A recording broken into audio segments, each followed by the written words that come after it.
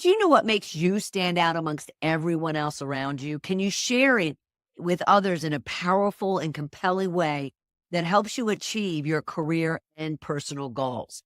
Our guest, Jannette Anderson of Maturepreneur World, is known as the Why Whisperer and is sharing her transformative tips and process to help you capture and convey your story to create clarity, advocacy, and differentiation. You'll hear tips and stories around why this question is so critical for you to be able to answer, and 3 ways to gain clarity around your why. And lastly, how to use that clarity in your attraction and persuasion efforts. You will walk away with excitement, energy, and confidence that you can stand out in any room and achieve your business and personal goals. So stay with us. Welcome to Shedding the Corporate Bitch, the podcast that transforms today's managers into tomorrow's powerhouse leaders. Your host, Bernadette Boas, executive coach and author, brings you into a world where the corporate grind meets personal growth and success in each and every episode. With more than 25 years in corporate trenches, Bernadette's own journey from being dismissed as a tyrant boss to becoming a sought-after leadership coach and speaker illustrates the very essence of transformation that she now inspires in others with her tips, strategies, and stories.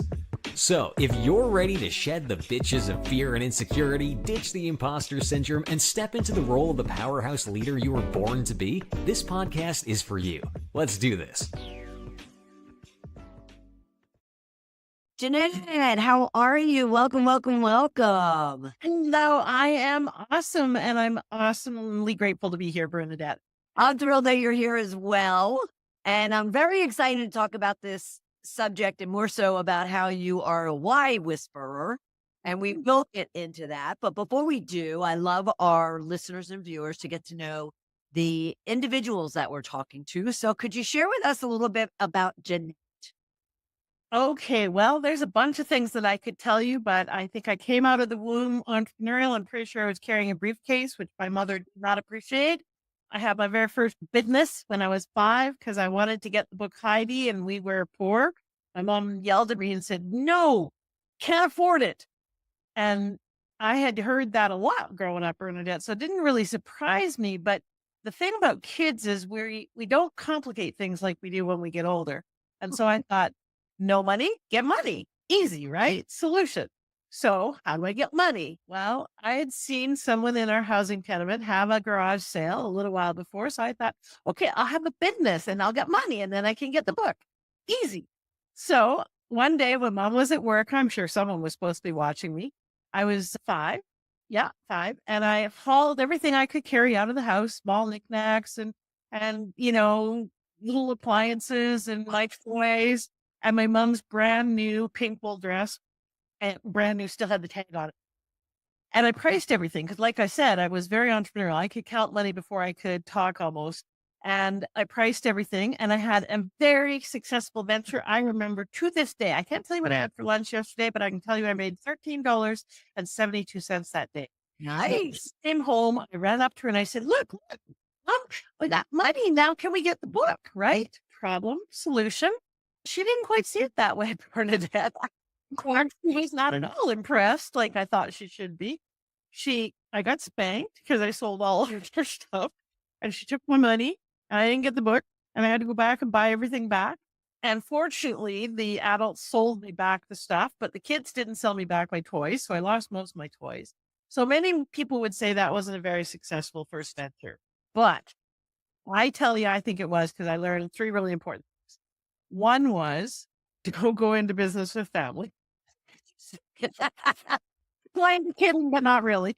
The second thing was that we can be resourceful and find solutions to our desires, our dreams, our wishes, if we just get really practical about it. And whether you create a side hustle or you do it through your job or you do it with a business, however you do it, that our ingenuity can solve the problems to create us having what we want to be, do, and have.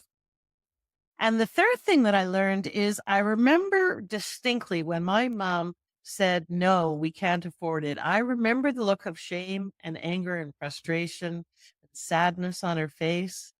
And I remember deciding, even though I was only 5 at that moment, that I never wanted to see that look on another person's face, not hers, not mine, not anyone else's.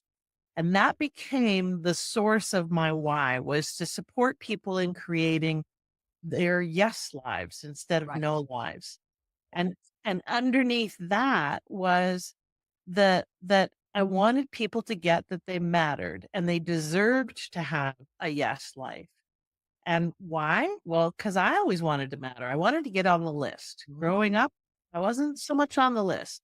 Everything else came first. And so that became my why and has underlined everything or underlined everything that I've done since then.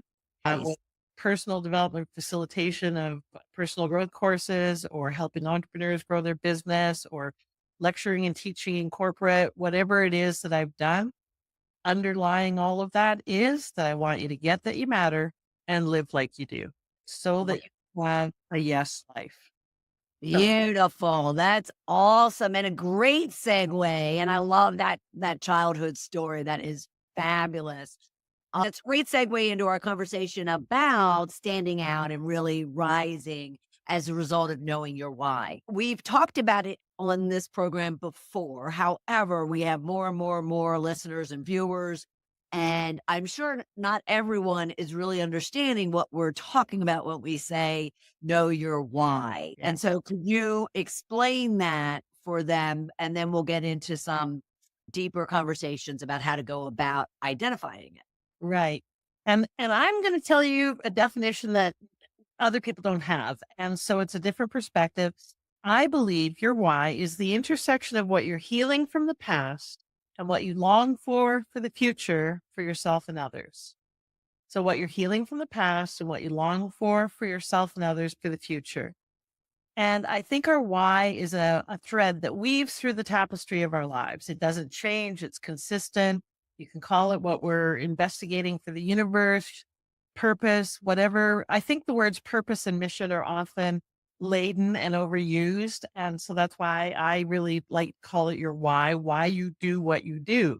It doesn't change. Now, your stand, how you express and live into your why, that changes consistently throughout our life.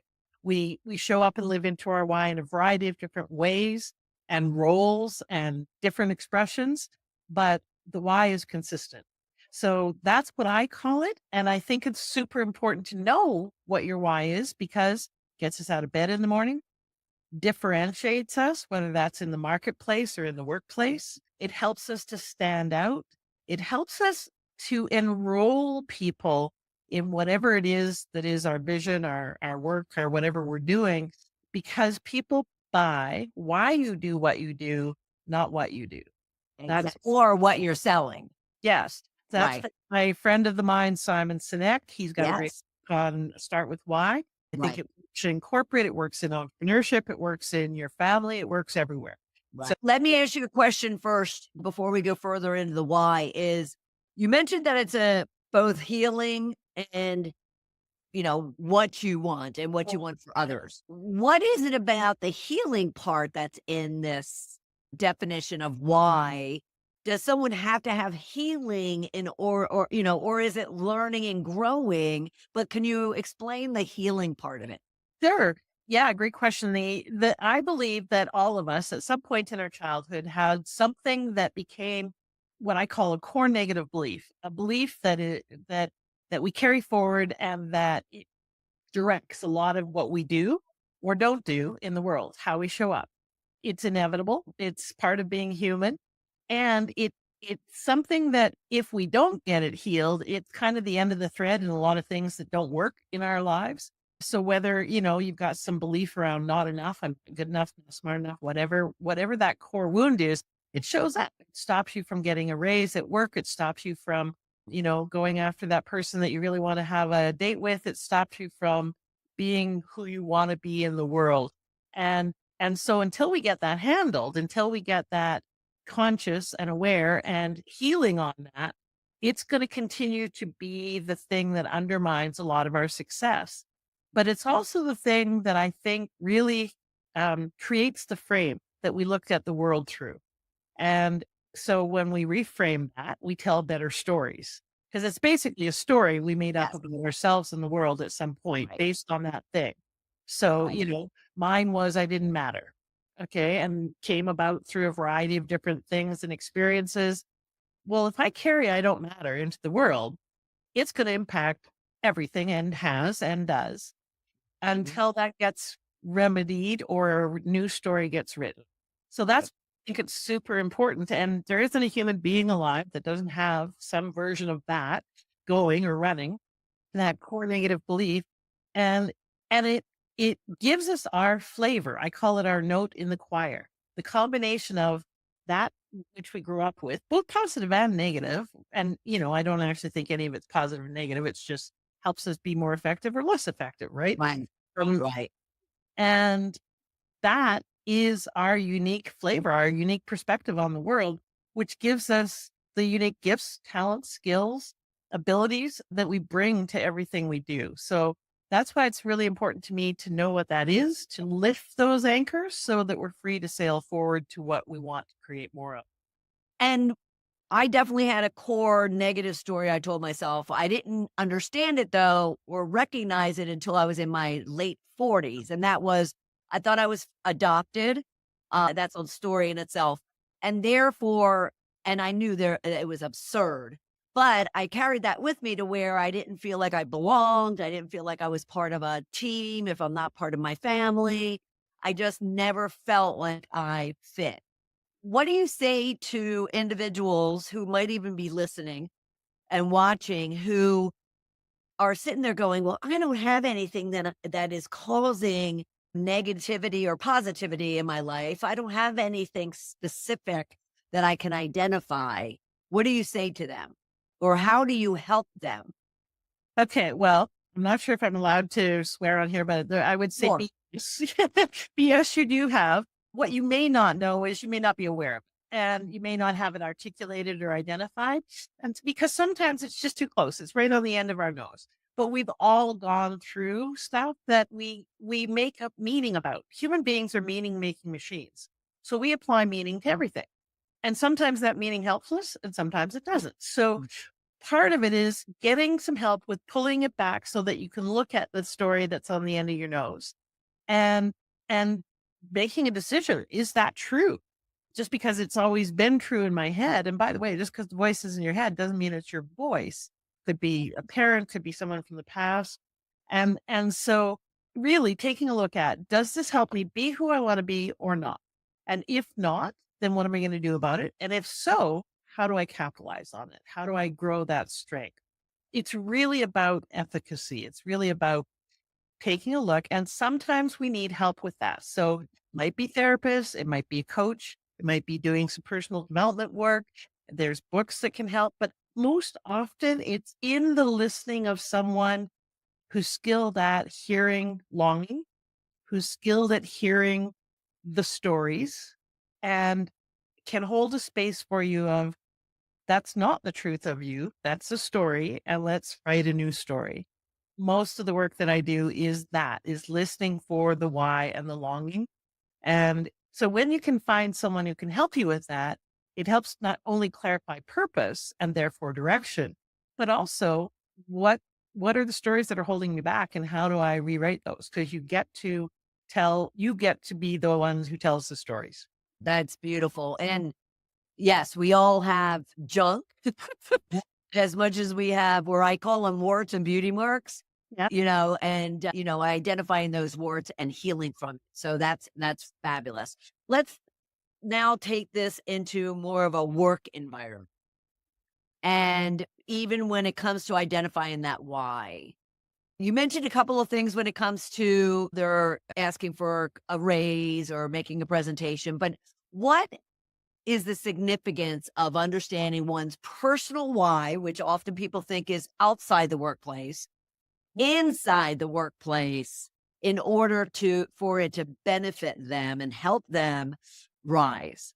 I'm going to answer that on a bunch of different levels. So one is when we have why or sense of purpose or meaning, we are happier, healthier human beings at all ages, especially as we get older. Really important for our psychological, spiritual, mental well being. Secondly, I think it really does help us define fit.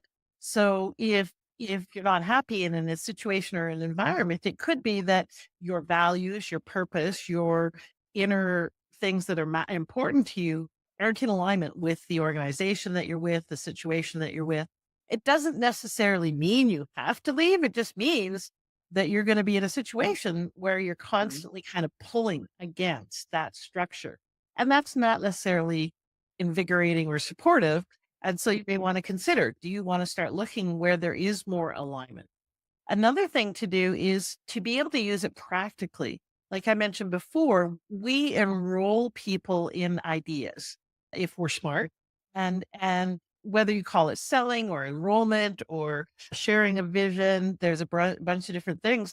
But whether you're trying to get people on your team at work to do things with you in a certain way, you want your boss to do something differently, you want to get resources or, like I said, a raise or a promotion, or you want to enroll, your partner in cleaning up around the house or your kids in working harder at school.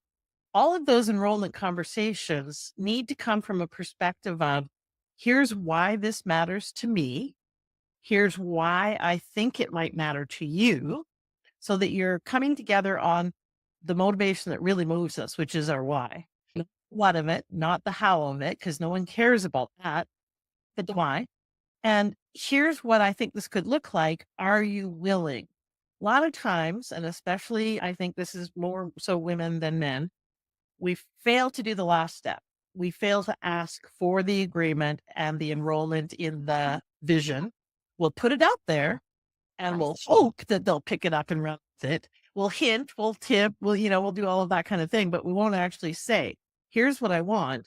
Are you willing to do this in this way by this time? Right. Get clear and explicit agreement.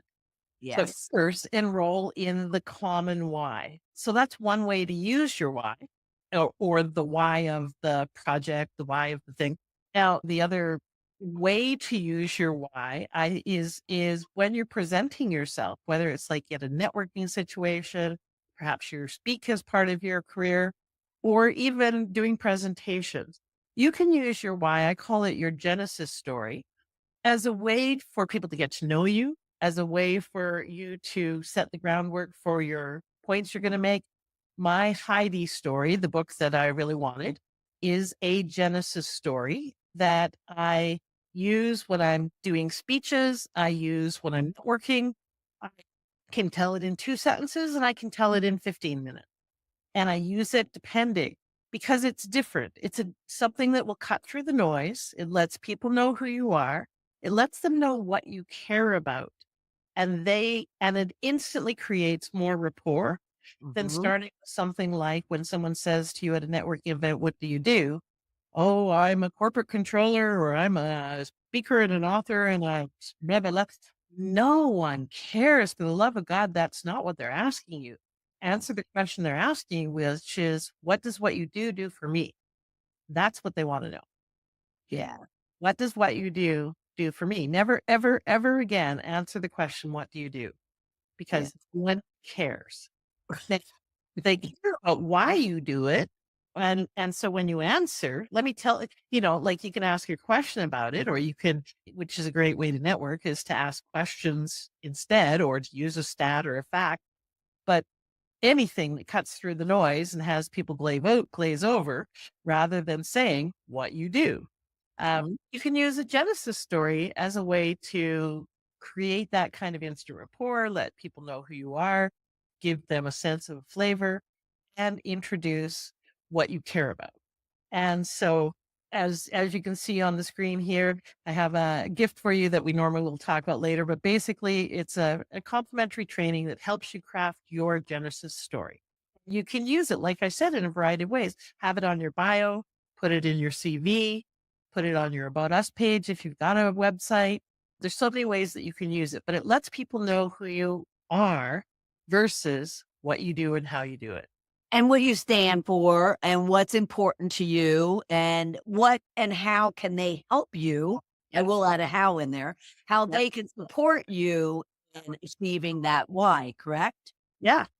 And especially now, Bernadette, we long for connection. There's an epidemic of loneliness right now.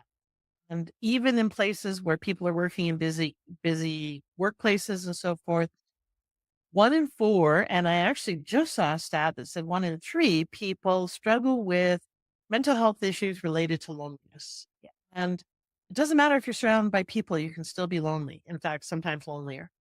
And so people may think, but my why is personal. This is business. That's too personal. I shouldn't be using that.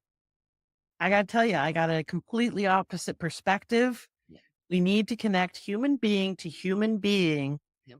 And get real about the fact that this whole human being is dealing with that whole human being with all of your shadow and light and my BS and my stories and my brilliance.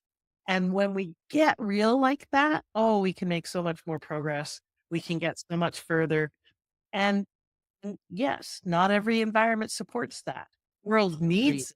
So I encourage you to be the source of that. It's a very sound and popular sales technique too, is to understand their why. Like, what's their agenda? What's this individual's motivation? To get really close to them as far as what's going to emotionally move them to then do business with you. Well, to your point, it's no different when you're in the work environment, trying to engage your team, trying to influence a proposal or a business case to a boss, trying to make a presentation to a board. Would you agree with that? Yeah, absolutely. And the more that you can engage people and get them to drop out of their head into their heart, the faster you're going to actually make progress when it does come to what you care about, why, and what you want to engage them with. People buy based on emotion and justify with logic. And I don't care if that's buying a car, buying, a dress, or buying your idea or proposal. It's Right. the same thing. So it's really very logical to use your why, to use that personal approach and purpose to, one, deepen the conversation immediately, two, to stand out as a result of that, three, to reach out and engage human being to human being, which fast tracks in most cases. There are environments where that's not okay, but not many these days. Right. And there shouldn't be, in my estimation, if I can shit all over the world. And so it fast tracks getting to that real conversation. And that's going to engender more loyalty. It speeds up the know, like, trust factors. There's a lot of benefits to it, not the least of which is we don't have to wear masks. We've been taught to show up with our professional mask and to, never cry in the boardroom and other nonsense like that. That's hurt us. It's hurt us a lot. And especially women, I got to say, because both men and women, I think, really struggle with what's okay, right? We both from the over, in my estimation, over political correctness and the fear that it's created, but also just in the whole notion that I have to wear a mask or a facade and be a certain way to be okay. Right. That approval issues zaps us of so much of our ability to really truly contribute and make a difference. I think approval is the worst issue in the universe. It makes us twist ourselves inside out. It gets in the way of our career, of our joy, of our parents. What do you do when you come up against some individuals that are ready to go into battle as opposed to letting their guards down and showing their true self? It depends. And the reason it depends is because of a whole bunch of factors, right? What's the relationship? Are you subordinate? Are you their boss, et cetera, et cetera. There is a quote that I often live by or remind myself of or not a quote, but an adage that when two wolves are fighting, if one wolf rolls over and exposes its throat and is vulnerable, the other wolf will stand down. I have found quite often in situations where there is a whole bunch of alpha stuff going on that if I expose my vulnerability, other people will de-escalate the aggression. Now, not always. And sometimes that can work against you. And particularly if you've got a lot of gender politics going on in your workplace, right? So So you take that with a grain of salt, but keep in mind that there are times where that is the case. And often in interpersonal connections, whether it's your primary relationship or one on one with people, that's often the case. So that's one answer to that. The other answer to that is to one of the questions I like to ask in general in my life to keep me grounded in who I want to be, because I can't change that, but I can maintain this, is a question that might seem counterintuitive to a lot of people in terms of an answer about how to be in corporate. And that is, what would love do? What would love do now gets me to think of who do I want to be and how do I contribute to this in a way that's going to be generative, positive, supportive as much as possible. Because that can take me out of my own reactions and triggerings and so forth. Sure. Okay. So that's another thing. The other thing that I would say is to really just assess. You want to check, am I safe? If you're not safe, then it's not always wise to de-armor.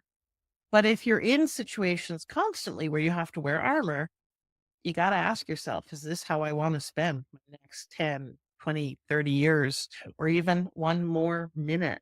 Like, seriously, we only have one precious life. We never know when it's going to end. Why spend it being defensive when what you can do is spend it sharing your gifts, your joy, who you are, and having more fun on the journey. Right. Every day is a joy, but for the love of God, we don't have time to waste on being in toxic environments. No, we do not. No, we do not. Someone identifies their why. Mm-hmm. They're feeling really good and energetic and confident because now they can make decisions faster. They can really know what, they're going to enjoy and what they're not going to enjoy. How does one go about then when they're not necessarily storytellers? Because that's what I'm told a lot from my clients is I'm not a storyteller. Yeah. How can they go about becoming a storyteller to make all of that rich information they just learned about themselves powerful? So one, it's a valuable skill. It is part of our humanity. From time immemorial, people sat around fires and told stories as a way to maintain connection, culture, and to move things forward, to teach, to educate. And so I think it's a valuable skill. So that's one thing I would say is learn. Two, if you're not a good storyteller, then part of the thing that I would encourage is, and by the way, stories don't have to only be personal. I tell stories about the benefits of what to do, why to do this strategy, and what's in it for the boss in terms of retention. And wouldn't it be nice if you were in a situation where you weren't lying awake wondering whether or not your staff was going to show up tomorrow and do what you hoped they were doing? That's a Right. story. Right. How paint a picture. If you're not thinking of it as a story, paint a picture. Describe something that you want. Focus on the benefits versus the features of whatever you're discussing. So the benefits are what's in it for them versus the features. Now that, if you're a salesperson listening, you've heard that a million times. I can pretty much guarantee that you still talk about features all the time because that's what we do. I guarantee if I go to your website, it's all features based, not benefit. But the more you talk about and learn how to get good at talking about benefits versus features, even if you're not using them in stories, even if you're just using it in your presentations or how you talk to people about your project or the work you've done, you're going to be further ahead because you're speaking into their listening of what they care about, which is what's in it for me. Right. So even if you can't tell a story, shift to talking about benefits. That will help you be a better communicator and a better influencer in terms of getting what you want. Well, because a lot of so-called leaders out there, Yeah. they are still focused very much so on the how. Yeah. How are you going to get it done? Yeah. How are you going to actually do it? How is it going to, yes, impact me, but more so based on the how. Yes. And to your point, what you want to talk about is what is this going to do to our employees? What is it going to do for our clients? How is it going to change their lives? How is it going to change our business? Correct? Well, and really that comes down to why does this matter? And the more, the Simon Sinek has a brilliant, speaking of leaders, TED Talk on leadership, probably one of the most watched in the world. And it's on leadership, but it's actually the 17 best minutes on marketing that you can ever watch. And he talks about the golden circle of why, how, and what. And really, what that goes from is motivation, benefits, feature. It correlates a lot in a lot of different ways.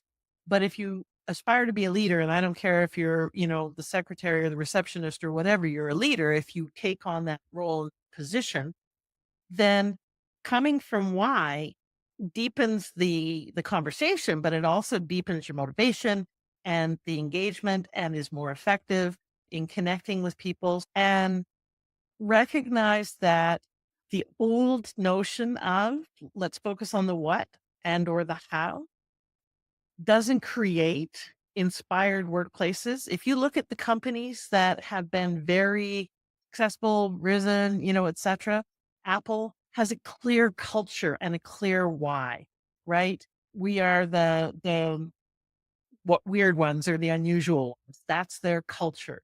If you look at any organization highly successful, they have a strong why, and that's why people stay. That's why their culture works.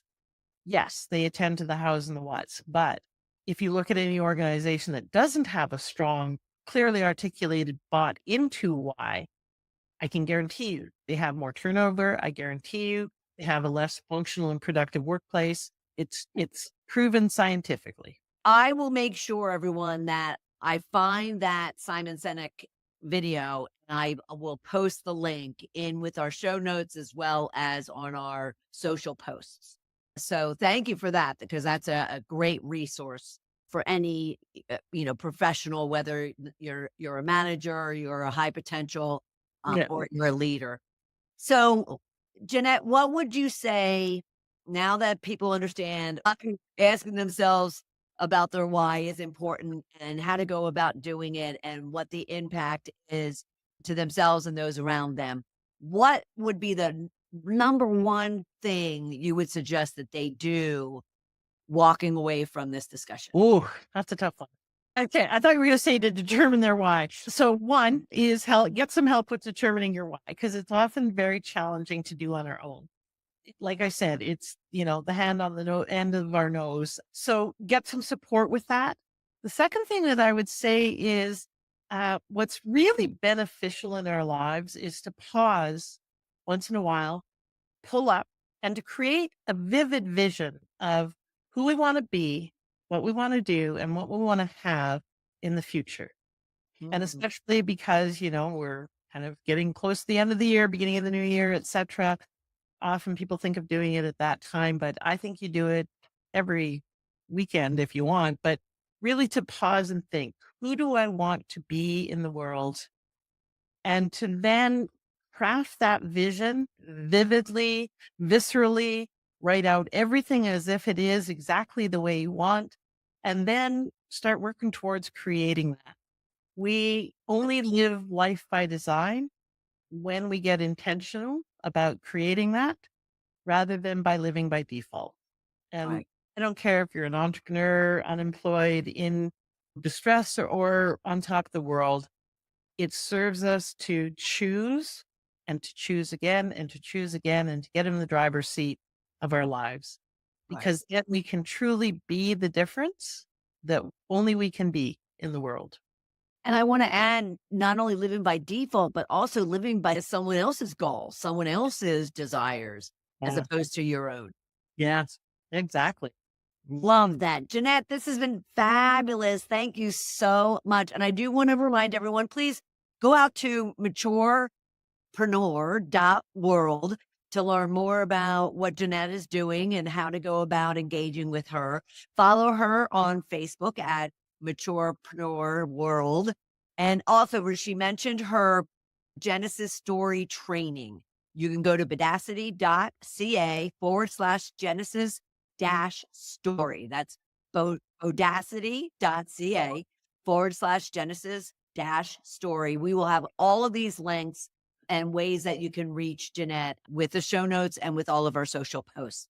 Jannette, thank you so much. This has been fabulous. Thank you, Bernadette. And I love that you are a stand for having really honest conversations around how do we create workplaces that work?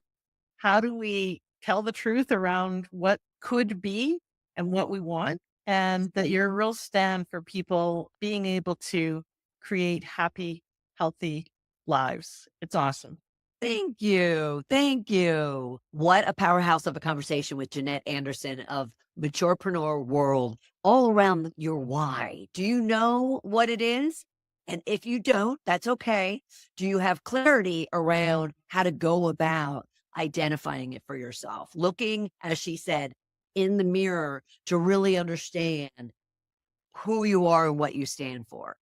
I know I do, even more so, regardless of the fact that I've worked on my why probably for the last 15 years. I got new understanding and even new tips and strategies for going about redefining and ensuring that it still stands up today. I hope you got that same clarity and understanding, and you were able to walk away with really seeing your why as that healing converging with your purpose. That in itself was very transformative for me, is understanding that your why is an integration of both healing and your purpose, your future purpose, what you stand for now. So am thrilled that Jannette was here to share all of that with us. I would love your thoughts around today's conversation. You can always link in with me at Bernadette Bowes and send me a DM. And if there's any questions that you have for Jannette, I'll make sure we get them over to her. At the same time, if you are in any way, shape, or form just trying to figure out how to be the best powerhouse leader and most effective for your team, your business, and yourself, then be sure to reach out to me and let's have a conversation.